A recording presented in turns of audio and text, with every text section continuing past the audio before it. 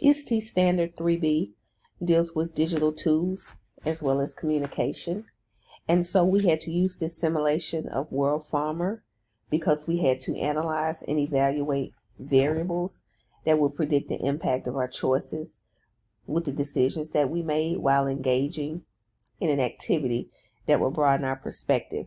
This particular game allowed you to make decisions in terms of how you would keep food, clothing, shelter for your family.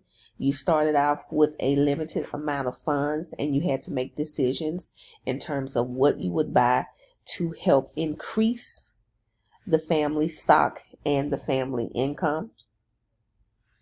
If it did not happen the way that you planned, you lost your money, but you had to provide a strategy that will keep you playing longer and participating in the simulation. After the first failure, you had to talk about and go back and see what you would do differently.